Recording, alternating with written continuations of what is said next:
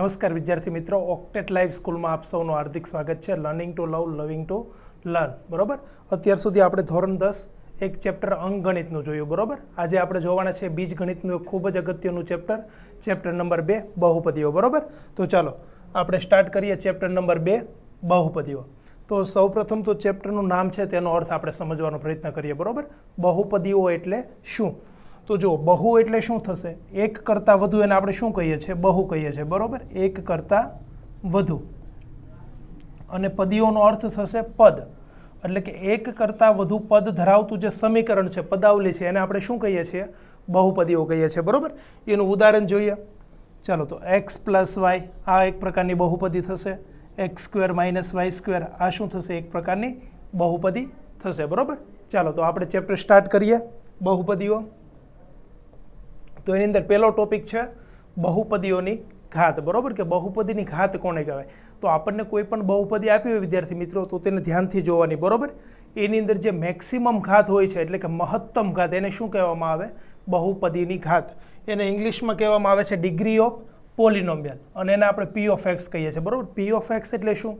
તો કે પોલિનોમિયલ of x, એટલે કે એક્સ વાળી બહુપદી. આપણે પી ઓફ એક્સને શું કહીશું? એક્સ વાળી બહુપદી. બરોબર, ચાલો આપણને જે સમીકરણ આપ્યું છે એની અંદર જે મેક્સિમમ ઘાત હશે એને કહેવાશે બહુપદીની ઘાત. પી ઓફ એક્સ એટલે પોલિનોમિયલ ઓફ એક્સ. બરોબર, પછી આગલો ટોપિક આપણો છે બહુપદીના પ્રકારો. તો બહુપદીઓના વિદ્યાર્થી મિત્રો ટોટલ 2 પ્રકારો પડે છે, અને એના પેટા પ્રકાર છે. બરોબર, બહુપદીના પ્રકાર એક તો પદના આધારે પડે અને એક ઘાતના આધારે. બરોબર, બહુપદીના પદના આધારે 3 પ્રકારો છે, અને ઘાતના આધારે પણ કેટલા છે? 3 પ્રકારો. ચાલો આપણે બંને વસ્તુ જોઈએ. બહુપદીના પ્રકાર, પેલું પદના આધારે અને બીજું ઘાતના આધારે. ચાલો, પદના આધારે બહુપદીઓના 3 પ્રકાર પડશે. તો કે એકપદી.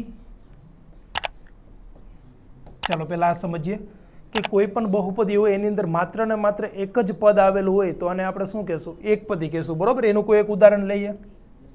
ઉદાહરણ તરીકે એક્સ લઈ લો, કાં ખાલી વાય લઈ લો, અથવા તો ઝેડ. આ શું થશે? એકપદી. બરોબર, પછી પદના આધારે એમાં બીજો પ્રકાર દ્વિપદી. જે બહુપદીની અંદર માત્ર ને માત્ર 2 જ પદ આવેલો એને શું કહેવાશે? દ્વિપદી. ઉદાહરણ તરીકે x plus y, x square minus y square. અહીંયા આગળ જો 2 પદ છે. પેલું પદ શું છે? એક્સ, બીજું પદ વાય. અહીંયા આગળ પેલું પદ એક્સ સ્ક્વેર, બીજું પદ વાય સ્ક્વેર. તો 2 પદ આવેલા છે એટલે આપણે એને શું કહીએ છીએ? દ્વિપદી. બરોબર, અને સેમ એવી રીતે દ્વિપદી આવશે કે જે બહુપદીની અંદર 3 પદો આવેલો એને આપણે શું કહીએ છીએ? દ્વિપદી કહીએ છીએ. એટલે કે x plus y minus z. પેલું પદ થશે એક્સ, બીજું પદ વાય, ત્રીજું પદ ઝેડ. તો કે જે બહુપદીની અંદર 3 પદ આવેલા હોય એને શું કહેશું? દ્વિપદી. બરોબર, ચાલો ક્લિયર. આ બહુપદીના પ્રકારો છે પદના આધારે. બરોબર, સેમ એવી રીતે ઘાતના આધારે બહુપદીઓના કેટલા પ્રકાર છે? તો કે 3. ચાલો ક્યાં ક્યાં છે તે આપણે જોઈએ.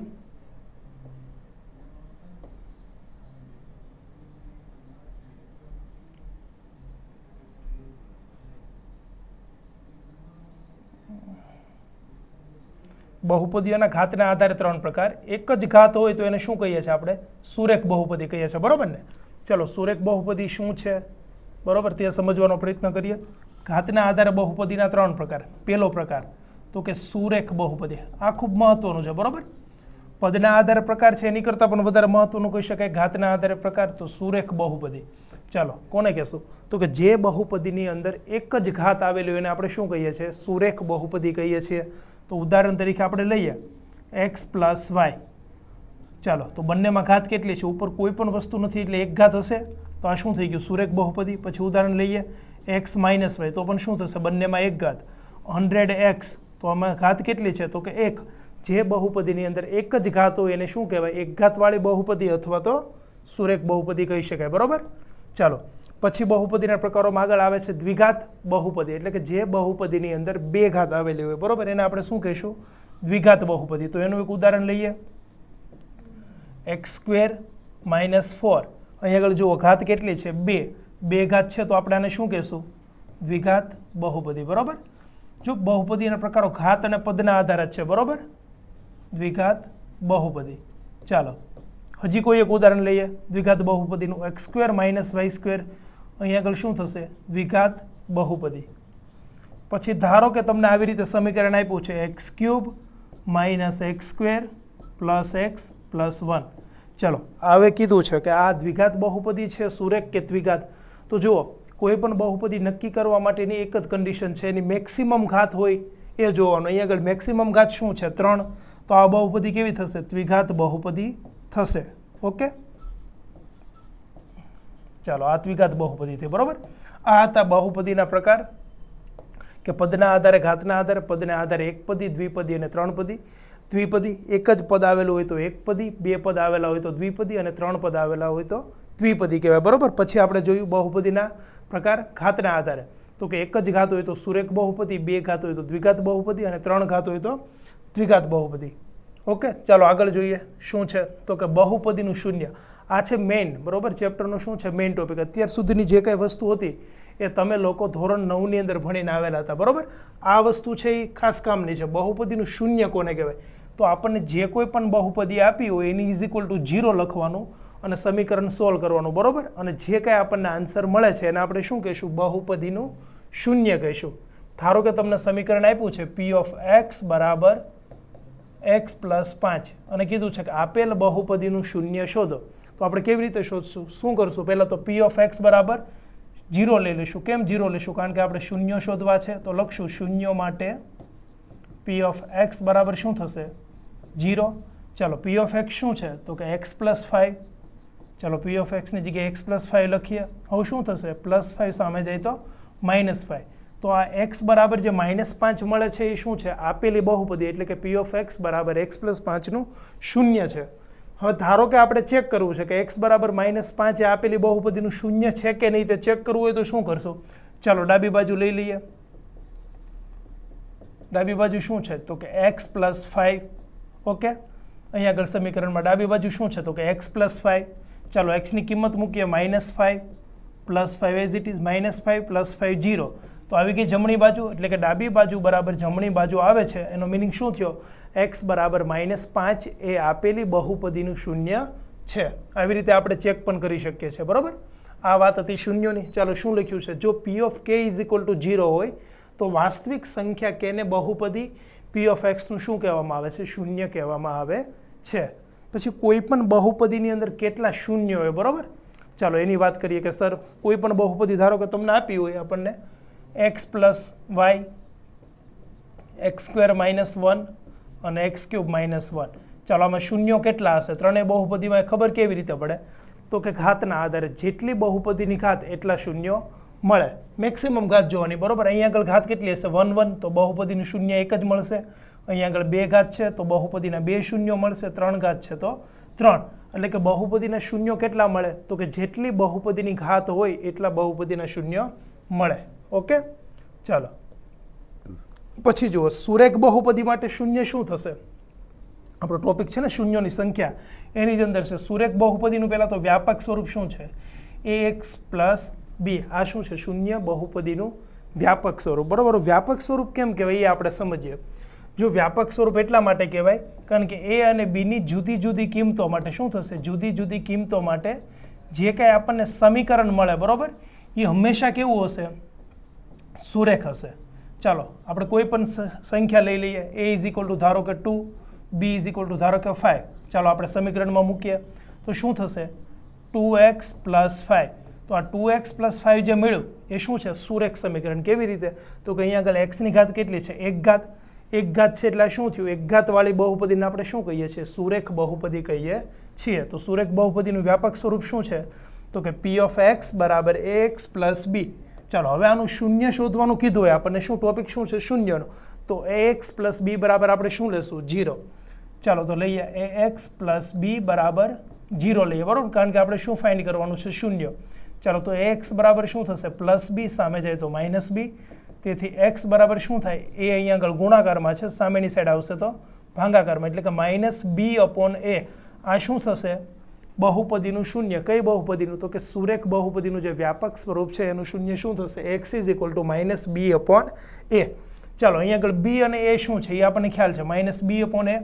એ શું છે? x નો સહગુણક. શું છે? x નો સહગુણક. તમને ખ્યાલ હોય તો વ્યાપક સ્વરૂપ શું છે? ax + b. એ શું છે તો કે એક્સનો સહગુણક, બરોબર, અને બી શું છે તો કે અચળ પદ એટલે કોઈ પણ સંખ્યા હશે.